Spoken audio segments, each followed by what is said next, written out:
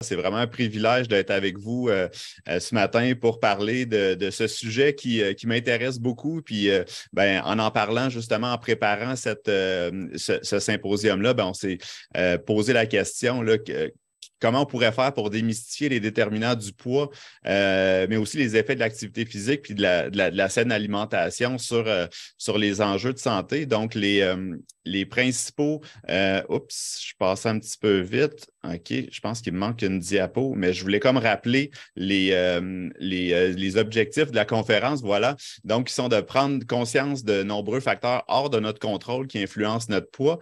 Je veux prendre le temps de démystifier certaines fausses croyances qui sont liées au poids, puis identifier aussi plusieurs bénéfices qui sont associés à l'activité physique, à l'alimentation variée, équilibrée, qui peuvent être communiqués, puis ça, peu importe le poids. Puis on a des travaux de recherche en ce sens que je vais brièvement vous présenter. Vous le savez, de toute façon, je vous en prends en rien en disant que on est bombardé moi, dans la communauté scientifique, on est bombardé d'études, mais ces études-là sont aussi largement communiquées au grand public. Tout le monde est au courant. Le fait d'avoir un poids élevé, c'est associé à plusieurs risques de maladies. Donc, on parle majoritairement de maladies cardiovasculaires, mais on parle de plus en plus aussi de certains cancers, des maladies du foie, des problèmes de santé métabolique comme le diabète de type 2, l'apnée du sommeil. Vous avez aussi entendu parler du lien entre le poids et le risque de développer des complications de la COVID-19, mais aussi plusieurs problèmes de nature articulaire ou du système musculo-squelettique. Suivant, s'il vous plaît. Donc, on a parlé un petit peu d'IMC à date, mais juste pour m'assurer que tout le monde soit bien au courant de c'est quoi l'IMC, pourquoi on en parle, pourquoi c'est si discuté. D'abord, je vais d'abord commencer par le définir. D'abord, l'IMC, c'est l'indice de masse corporelle. Comment on fait pour mesurer l'indice de masse corporelle? Mais en fait, c'est pas si compliqué. On prend le pèse-personne, on obtient le poids en kilos et on divise ce poids par la taille élevée au carré. Donc, ça nous donne un indice de notre poids par rapport à notre grandeur. Et on a différentes fourchettes qui sont proposées par différents organismes de santé, l'Organisation mondiale de la santé, par exemple, qui vont nous dire que le fait d'avoir un poids normal, on aura un IMC entre 18,5 et 24,9. Puis aussitôt qu'on dépasse le 24,9, donc aussitôt qu'on arrive à 25, il y a comme quelque chose de magique qui se passe, puis qu'on devient à risque de développer plusieurs maladies parce qu'on est en surpoids. Lorsque notre IMC est à 30, on est considéré comme en situation d'obésité. Et lorsque notre IMC est situé en haut de 40, notre IMC est considéré comme notre condition est considérée comme une question d'obésité massive. Donc, c'est environ 60% de la population québécoise qui aura un IMC en haut de 25,9. Donc, selon ces chartes qui sont, si vous me permettez l'expression, un peu arbitraire, c'est plus de la moitié de la population qui n'a pas un poids normal et qui devrait perdre du poids. Donc, il y a plusieurs limites à cet outil-là que j'aimerais identifier au cours des prochaines diapos. Suivant. Donc, est-ce qu'on peut être gros et en santé? Ça, c'est une question qui me préoccupe depuis plusieurs années. Je ne dirais pas combien d'années exactement, là, mais disons que j'ai fait ma thèse de doctorat sur ce sujet-là, puis j'ai publié mon premier article scientifique là, il y a déjà en 2007 sur ce sujet-là, avec une cohorte qui s'appelait l'Étude des familles de Québec à l'époque. Puis un peu naïvement, moi, je pensais que le problème était réglé, puis on avait répondu à la question, oui, c'est possible d'être gros et en santé, mais n'en demeure pas moins que c'est un sujet qui est très brûlant d'actualité, puis c'est souvent on en parle dans les médias aussi, puis avec des messages qui sont pas toujours alignés avec ce qui est dit dans les écrits scientifiques. Donc, il y a à peine 2 ans, on pouvait lire ce texte dans le Journal de Montréal qui dit l'obésité, l'obésité santé, ça n'existe pas. Et puis que l'obésité, c'est une situation qu'on doit absolument régler. Puis pour régler cette situation-là, ben, on sous-entend que la solution repose sur une approche préventive de sensibilisation et d'éducation, comme si les personnes grosses n'étaient pas sensibilisées à leur éducation ou comme si elles manquaient d'éducation, puis qu'elles n'avaient pas de responsabilité individuelle, qui ne prenaient pas soin de sa santé. Puis, ben, à cause que ces gens-là ne prennent pas soin de leur santé, ben, c'est un gros problème pour la société. Puis, je vais vous proposer des pistes de recherche puis des pistes de solutions aussi pour dire ben, à quel point ces messages-là sont au mieux inefficaces et au pire, je dirais même toxiques et malveillants. Suivant, s'il vous plaît. Donc, ben, nous, dans mon équipe de recherche, ben, on continue à s'intéresser à cette question-là. Puis bon, moi, je suis épidémiologiste, donc on aime les grandes cohortes. Et juste parenthèse, là, je ne vous présenterai pas 1000 études aujourd'hui, mais je vais quand même vous présenter celle-là parce que c'est nous qui l'avions fait. Et ben, nous, on s'est intéressé, on a accès à une cohorte qui s'appelle la UK Biobank. Donc, son nom l'indique. C'est une cohorte populationnelle qui vient du Royaume-Uni. Et ben, on a accès à ces données-là via une application à cette cohorte-là, la UK Biobank. Puis on a accès à des données fascinantes chez près de 500 000 personnes du Royaume-Uni. Puis ces 500 000 personnes ont passé plusieurs questionnaires. Il y a eu des prises de sang. On est capable de linker ces facteurs-là avec des dossiers patients électroniques. Donc, c'est vraiment une entreprise de recherche là, qui est absolument fascinante, non seulement en termes du nombre d'individus, de la qualité des données, mais aussi de leur politique de libre accès. Là. Donc, nous, dans notre plus récente étude avec la UK Biobank, ben, on avait de l'information. Pouvez-vous revenir, s'il vous plaît? On avait de l'information chez 319 000 participants. Donc, on a mesuré leurs habitudes de vie, leur activité physique, leur consommation de fruits et légumes, leur statut tabagique. On a aussi eu des questionnaires sur la qualité de leur sommeil aussi. Donc, des facteurs qui sont vraiment associés à toute fin pratique à nos habitudes de vie, quoi qu'on pourrait en débattre dans certains cas.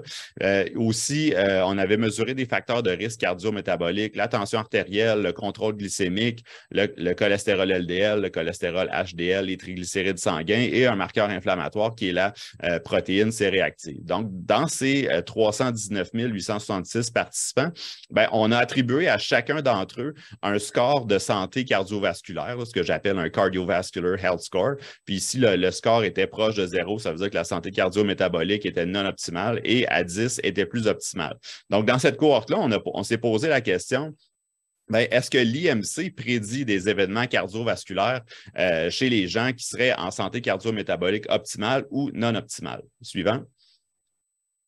Et ben, vous le voyez dans cette diapositive ici, parmi les 319 000 participants qui ont été suivis pendant plus d'une dizaine d'années, ben, il y a eu 15 000 événements coronariens, donc des accidents vasculaires cérébraux ou des infarctus du myocarde qui sont apparus chez ces gens-là. Puis on le voit en haut chez les individus qui étaient en bonne santé cardio-métabolique, ben, on voyait une légère association entre l'indice de masse corporelle, là, BMI, c'est IMC, mais traduit en anglais, c'est Body Mass Index. Donc, on voyait une petite association qui n'était même pas significative chez les individus qui avaient un indice de masse corporelle en haut de 35. Mais maintenant, je veux porter votre attention plus vers le bas du graphique aussi, qui démontre que ben, chez les gens qui sont qui n'ont peut-être pas des habitudes de vie optimales ou qui auraient des facteurs de risque cardio-métabolique, ben, on voit que peu importe leur poids, ben, ces gens-là sont à très haut risque de maladies cardiovasculaires. Là. Donc, je vous dirais, dans le public, puis même dans la littérature scientifique, on voit une espèce d'obsession. Puis notre question, c'est on veut vraiment savoir, est-ce que c'est possible d'être gros et en santé, alors que ce qui devrait un peu plus nous préoccuper, c'est les gens qui sont en mauvaise santé, peu importe leur poids, puis on le voit que chez ces gens-là, peu importe leur poids, le fait de ne pas avoir une bonne santé cardio-métabolique ou de ne pas nécessairement adhérer à des comportements qui sont compatibles avec la santé optimale, ben, ça prédit des événements cardiovasculaires de façon assez importante, peu importe le poids qu'on a sur la balance. Donc, le poids, je veux bien croire que c'est un déterminant de la santé, mais il faut l'inscrire parmi un vaste éventail d'autres comportements pour lesquels on peut modifier, parce que c'est beaucoup plus facile de modifier notre alimentation, notre activité physique, notre statut tabagique, nos heures de sommeil, que de modifier notre poids sur la balance, alors qu'on sait qu'on n'a pas beaucoup de contrôle là-dessus chez la grande majorité des gens. Puis je vais vous expliquer un petit peu pourquoi dans les prochaines diapos. Donc, cette étude-là, qui, en passant, là, je vous dis ça sous réserve parce qu'elle est encore en train d'être révisée par les pairs et pas encore publiée. Là, vous avez la référence si vous voulez avoir accès à nos données préliminaires, là, mais on espère pouvoir la rendre publique bientôt dans un journal scientifique. Suivant. Donc, l'association entre nos habitudes de vie, notre poids et la santé, ben, dans la culture des diètes, ça ressemble à ça. Ce qu'on communique au grand public, c'est ben, si on mange trop, si on est sédentaire, on gagne du poids, puis si on gagne du poids, ben, on est à risque de développer toutes sortes de maladies. Donc, c'est vraiment dans la culture populaire la façon que cette vision-là, que cette chaîne de causalité entre nos habitudes de vie et le risque de maladie est présentée. Suivant.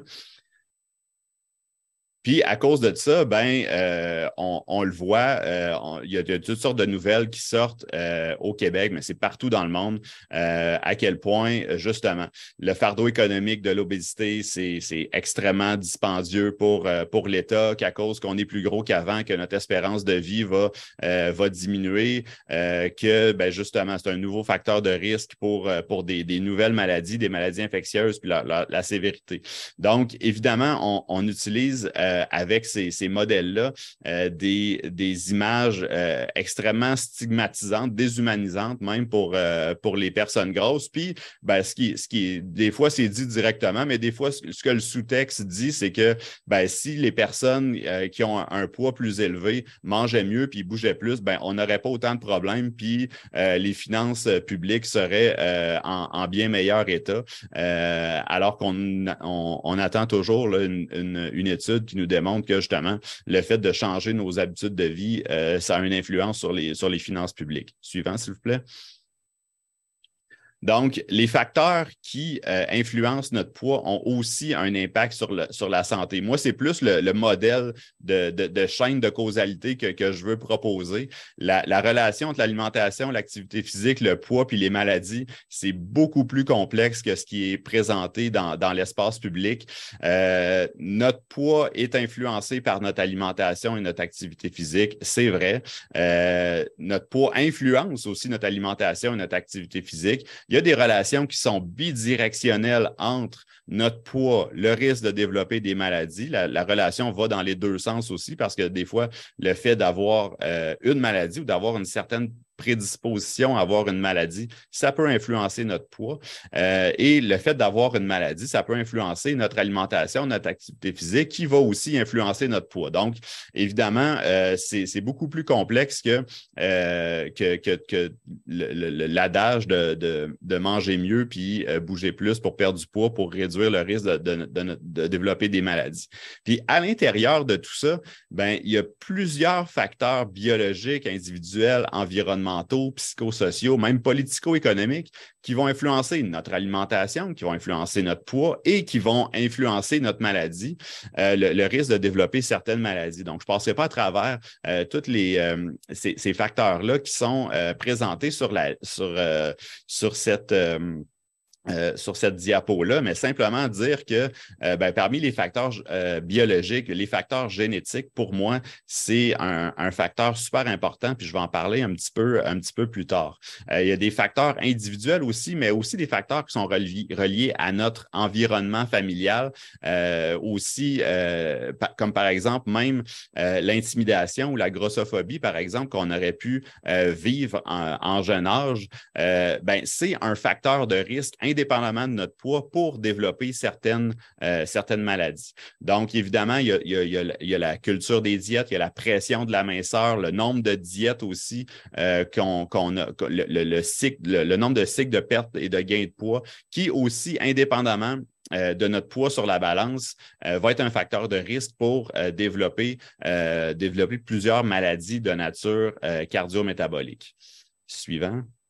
Donc, le poids corporel, c'est un trait héritable. Ça veut dire que nos gènes ou les variations dans notre génome contribuent à une proportion vraiment importante de notre poids comme individu, mais surtout comme société aussi. Puis on voit dans cette diapo-là, on parle d'héritabilité du poids qui varie en fonction de nos catégories d'indice de masse corporelle. Juste pour que tout le monde comprenne bien, l'héritabilité, ça représente la proportion d'un trait quantitatif humain, comme par exemple le poids, qui, dans une population donnée, à une époque donnée, est attribuable à des différences génétiques entre les individus qui composent cette population-là. Donc, on le voit présentement dans les sociétés occidentales qui vivent dans l'environnement dans lequel on vit présentement. On estime que l'héritabilité du poids corporel, c'est entre 40 et 50 %. Et il y a une relation directe entre notre IMC et notre héritabilité, de telle sorte que dans des populations qui ont, ou dans des groupes de personnes qui ont des IMC plus élevés, comme par exemple des IMC en haut de 40, là, c'est près de 80 % de la variabilité ou de l'héritabilité de notre poids qui est attribuable à des facteurs génétiques. Donc, puis à contrario, on le voit chez les gens qui ont un IMC en bas de 25, là que les facteurs génétiques contribuent un peu moins à l'héritabilité. Donc, chez les gens qui ont une prédisposition génétique à être minces, pour eux, c'est peut-être plus facile d'avoir des fluctuations de poids quand ils voient qu'ils prennent du poids. Pour eux, c'est plus facile de perdre que des individus qui ont un IMC en haut de 40. Donc, c'est pour ça que souvent, les biais cognitifs qui sont associés ou les biais de sélection, en fait, qui sont véhiculés sur le poids et la santé, c'est souvent véhiculé par des personnes minces parce que eux, c'est beaucoup plus facile de contrôler leur poids que des personnes grosses. Suivant. Donc, je veux maintenant passer, après avoir parlé de la génétique, qu'est-ce que les recommandations des sociétés savantes disent, puis je veux soulever certains points aussi à l'effet que certaines de ces recommandations-là sont souvent contradictoires les unes par rapport aux autres. Je veux parler d'un scientific statement qui a été fait par l'AHA récemment. L'AHA, c'est l'American Heart Association, qui est une société savante très influente, surtout aux États-Unis. Dans leur plus récent consensus sur l'obésité et les maladies cardiovasculaires, je veux faire sortir 2 points de ce qu'ils ont mentionné. Que d'abord, dans un premier temps, que la quantification de la localisation de la graisse est beaucoup plus importante que le poids sur la balance quand vient le temps de prédire qui va avoir un infarctus dans le futur ou un AVC, que, par exemple, la graisse qui est localisée dans le foie, dans notre abdomen, est beaucoup plus dangereuse pour la santé que la graisse, par exemple, qui est située alentour de nos hanches, de nos cuisses, de nos bras, etc. Donc, cette graisse ectopique-là, qui n'a pas un gros poids sur notre balance, peut avoir des effets métaboliques qui peuvent être dommageables. Puis aussi, ce que l'AHA dit, si on peut revenir, c'est que les essais cliniques randomisés, c'est qu'il n'y a pas en fait encore un essai clinique randomisé qui a démontré que le fait de perdre du poids de façon volontaire, ça améliorait le risque de maladies cardiovasculaires, même malgré plusieurs tentatives. Donc, prochaine diapo. Puis, ce n'est pas nécessairement parce que perdre du poids de façon volontaire, c'est nécessairement mauvais pour la santé ou ça n'a pas d'influence sur la santé. Je pense que pour les gens qui modifient leurs habitudes de vie de façon saine, qui peuvent perdre du poids, ben, il y a certainement certaines améliorations qu'on peut voir sur la santé métabolique, mais c'est tout simplement qu'on ne peut pas tester cette hypothèse-là parce que ben, on n'est pas capable de faire perdre du poids de façon durable à un nombre assez grand de personnes pour tester cette hypothèse-là que la réduction du poids corporel par les habitudes de vie influence la trajectoire des maladies cardiovasculaires parce que ben, c'est pas compliqué. À chaque fois qu'on perd du poids chez la grande majorité des gens, vont le reprendre à l'intérieur de quelques semaines ou quelques mois parce que ben, les diètes, on l'entend souvent, c'est un cercle vicieux. On fait un régime, on se met en balance énergétique négative, on crée une situation de famine. Il y a d'abord une perte de masse maigre. Hein. On pense qu'on a perdu du poids, mais finalement, on a perdu de l'eau. Puis souvent, on en perd beaucoup plus d'eau que de graisse pendant les premières semaine d'une diète. Ça diminue notre métabolisme de base, donc notre corps n'aime pas ça quand notre métabolisme de base diminue, donc il va s'adapter. Quand il y a des nouvelles calories qui vont arriver, ben, ils vont tout de suite les stocker, puis cette situation-là, ce déficit énergétique, surtout dans l'environnement alimentaire actuel, c'est absolument impossible pour la très grande majorité des gens à soutenir. Donc, on va se désinhiber, on va augmenter les calories consommées, on va reprendre notre poids, on va même reprendre un poids qui est souvent supérieur au poids qu'on avait au début et on recommence ce cycle-là. Donc, à la fin de la journée, c'est pour ça qu'on dit que le nombre de cycles de perte et de gain de perte et de gain de poids, ben, c'est un facteur de risque indépendant de développer certaines maladies, notamment des maladies cardiovasculaires. Prochaine diapo. Puis les recommandations nutritionnelles maintenant. Tantôt, je vous ai parlé des recommandations pour ce qui est de l'obésité et des maladies cardiovasculaires, mais ce que l'American Heart Association suggère, ben, ça se ressemble beaucoup, évidemment, à ce que le guide alimentaire canadien va suggérer d'avoir une alimentation équilibrée, variée, riche en fruits et légumes, consommer des aliments protéinés, la plupart du temps miser sur des protéines végétales, boire de l'eau au lieu de boire de la liqueur. Puis, ben, pour nos glucides, choisir des aliments agrémentés. Je pense que c'est un assez bon consensus scientifique. Puis, on a des essais cliniques randomisés pour le prouver, que ben, ces recommandations-là sont basées sur des évidences scientifiques. Puis, c'est ce que l'AHA va suggérer aussi dans ces guidelines qui sont listés là, de 1 à 10 sur la gauche. Mais le point sur lequel je veux mettre l'emphase, c'est le point numéro 1 des guidelines de l'American Heart Association qui suggère que la première raison pour laquelle on devrait manger, c'est pour ne pas gagner de poids.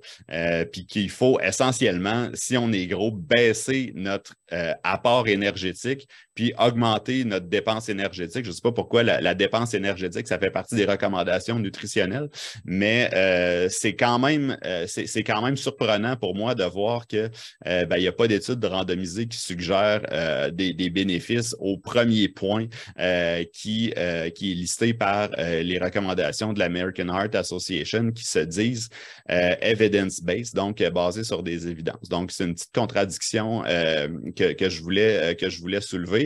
Prochaine diapo. Puis, comme je le disais, il y en a des essais cliniques randomisés qui ont fait la démonstration que de changer notre alimentation, d'adopter une alimentation, par exemple, méditerranéenne ou suivre les recommandations qui s'apparentent au guide alimentaire canadien, c'est associé à une réduction à peu près de 25 % de l'incidence des maladies cardiovasculaires dans les essais cliniques randomisés contrôlés. Puis dans ces études-là, 0 kg, c'est la perte de poids moyenne qui a été observée dans les essais cliniques randomisés qui ont justement démontré l'impact d'un recalibrage des habitudes de vie sur le risque de maladies cardiovasculaires. Puis je vous dirais même que pour les essais cliniques randomisés qui ont essayé d'induire une modification de la balance énergétique, ben, on n'a pas eu d'effet significatif sur la santé cardiovasculaire à long terme. Prochaine diapo. Donc, oui, on peut être gros et en santé. Ça, je vous ai présenté une étude de notre équipe qui le démontre, bon, je pense assez bien, mais c'est quelque chose qu'on sait depuis vraiment longtemps. Ici, c'est la Aerobic Center Longitudinal Study, la référence date de 2018, mais c'est une étude qui a été publiée dans les années 80 ou 90, si je me souviens bien. C'est une des seules études qui a fait passer un test de conditions cardio-respiratoires. Donc, il a mesuré le fameux VO2 max, là, la quantité maximale d'oxygène qu'on est capable d'ingérer dans un court laps de temps sur un tapis ou un ergocycle. Et puis, on sait que plus notre VO2 max est élevé, plus on est en bonne santé cardio-respiratoire, et plus notre risque de mortalité cardiovasculaire ou mortalité de toute cause est élevé. Puis, dans cette étude-là, on fait la démonstration que peu importe si on est un homme ou une femme, peu importe si on est gros ou mince, la capacité cardio-respiratoire, c'est un facteur de risque qui est beaucoup plus important que notre poids sur la balance. Donc, le fait d'adopter des comportements qui feraient augmenter le VO2 max, comme par exemple être actif au quotidien, s'entraîner, etc., ça pourrait mener à des bénéfices ou changer la trajectoire de certaines maladies, peu importe le poids sur la balance. Prochaine diapo.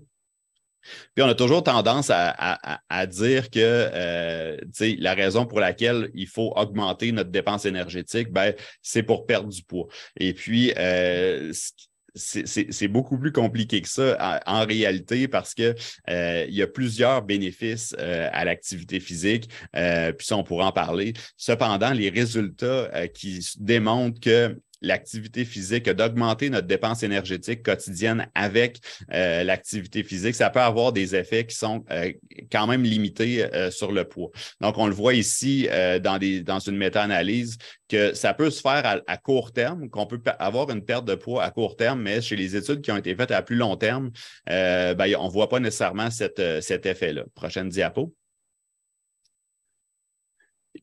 Puis la raison qui explique ça, c'est qu'on a comme tendance à penser que parce qu'on va dépenser 500 calories sur un ergocycle ou sur un elliptique ou peu importe, que c'est 500 calories qui vont s'ajouter à notre dépense énergétique quotidienne.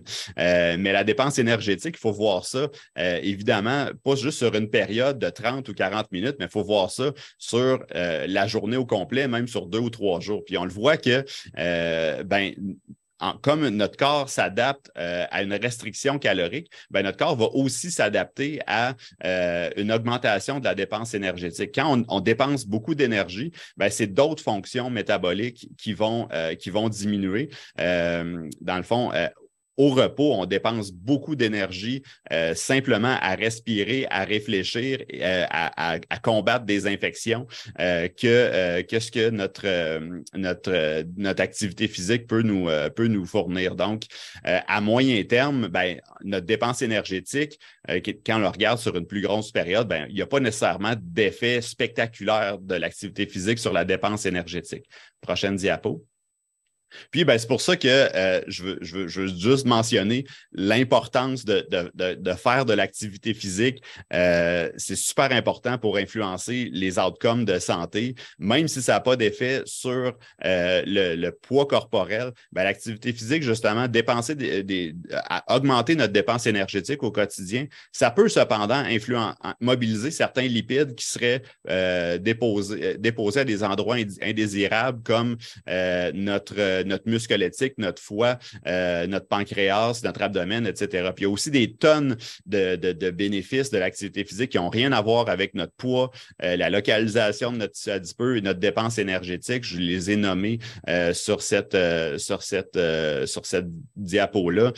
Simplement, le fait que l'activité physique, ça a des effets sur notre stress, sur l'amélioration de notre image corporelle, ça vaut la peine. Ça vaut la peine de changer nos habitudes de vie pour les personnes sédentaires pour essayer d'augmenter notre niveau d'activité physique. Puis, évidemment, l'activité physique, dernier point, c'est pas nécessairement simplement une décision individuelle aussi. Il y a toute une société qu'on doit transformer, changer notre environnement urbain, nos politiques publiques, justement pour que les transports actifs soient davantage au centre de nos déplacements et pour que ce soit compatible avec une meilleure santé cardio-métabolique. Donc, prochaine diapo. Simplement, moi, de la façon que je vois ça, pour la gestion du poids, on a essentiellement deux options. Les régimes ou les approches qui sont non centrées sur le poids, les approches qu'on dit inclusives à l'égard du poids, que j'ai tendance à favoriser, d'augmenter la qualité nutritionnelle, d'augmenter notre activité physique, notre forme physique. Il y a certaines personnes qui vont diminuer leur poids, il y a certaines personnes qui vont augmenter leur poids avec ces approches-là, mais ce qu'on sait, c'est que contrairement au régime amaigrissant, on va avoir des effets positifs sur la santé cardio-métabolique, sur la relation qu'on a avec la nourriture, notre corps, sur notre santé mentale et notre estime de soi. Puis ça, je pense que c'est le message qu'il faut véhiculer quand on parle d'alimentation et d'activité physique.